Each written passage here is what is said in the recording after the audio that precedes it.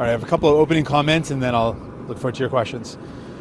First on Trump, it's clear with the roller coaster that we feel like we're trapped in right now.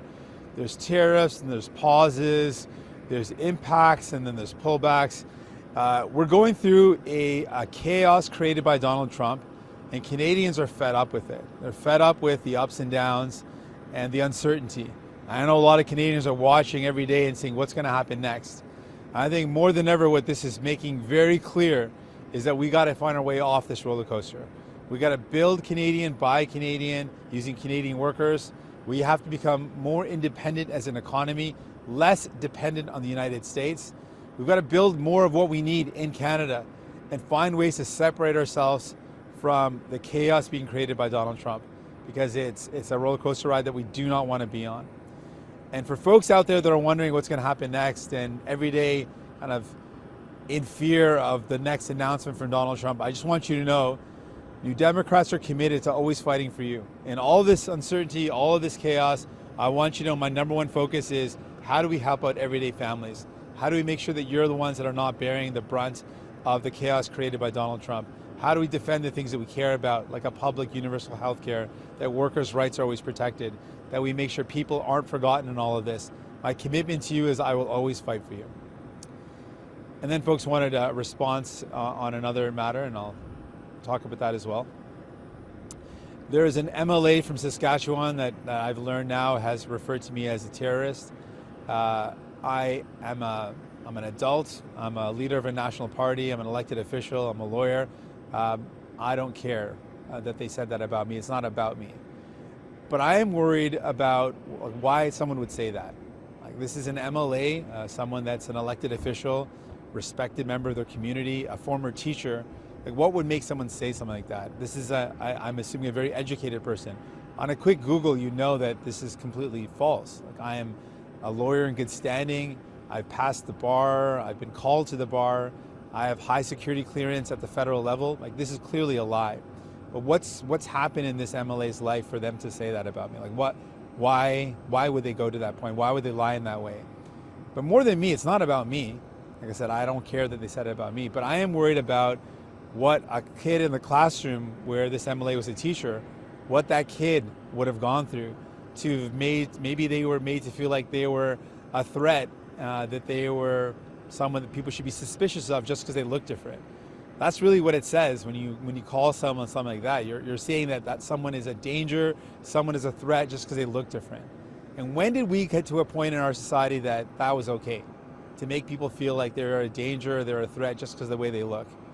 That's what I'm really worried about. I'm worried about kids growing up in a classroom where she taught, where this MLA, maybe people living in the province that are now thinking, well, am I supposed to be afraid for myself because I look different? Maybe I'm going to be called a name. I mean, I'm worried about that, and I'm worried about the type of country we want to build. I think now more than ever, we got to find ways where we look out for one another, we take care of each other, we stand together. We got a real enemy. We got Donald Trump attacking our country. We got uncertainty and we got fear and we got worries that Canadians are going through.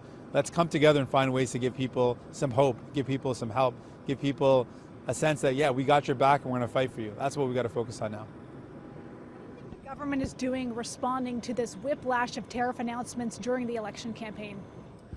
On the government response, like, I'm on Team Canada. I want us to win the fight. I want us to beat back these tariffs. I want us to be able to give people the sense that, yeah, we got you and you're going to be okay. And so in terms of how we fight back against Donald Trump, I think we should be united. In terms of what we do domestically, this is where I'm concerned about a lack of response. I said from the beginning that we need protections in place for workers that might lose their jobs and workers that have already lost their jobs. And the way EI is right now, maybe back 40 years ago, getting half your pay was enough to cover the bills.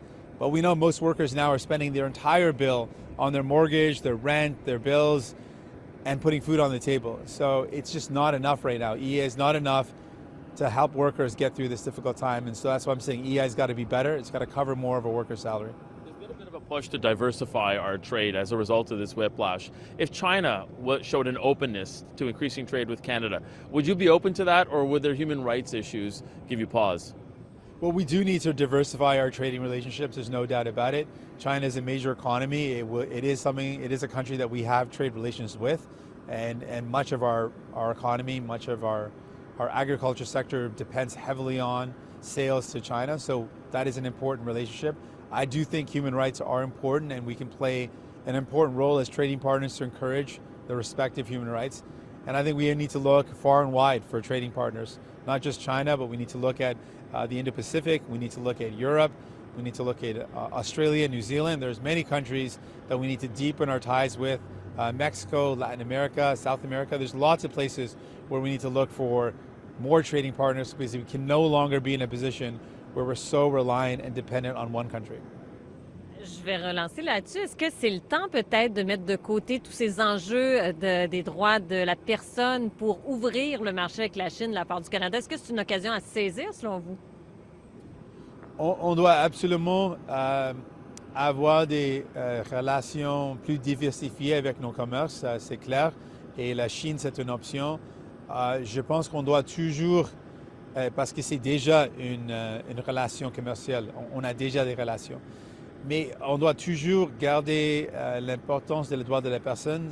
On peut jouer un rôle important en disant que oui, on veut avoir des relations commerciales avec les autres pays, et les droits de la personne c'est aussi important, donc je pense qu'on doit faire les deux. Est-ce que vous avez l'impression que ce gel de 90 jours là, pour les tarifs pour les autres pays qui excluent la Chine, ça pourrait signaler, disons, la fin d'une période d'incertitude qui pourrait vous avantager politiquement? On ne sait pas ce que Donald Trump va dire. Chaque jour, il y a des annonces différentes. Chaque jour, il y a des menaces différentes. Donc, on ne sait pas ce qu'il va faire. Mais je pense que malgré toutes ces menaces de Donald Trump, les gens au Canada méritent d'avoir quelqu'un de leur côté. Et ça, c'est nous, l'NPD. On cible les priorités de monsieur, madame, tout le monde.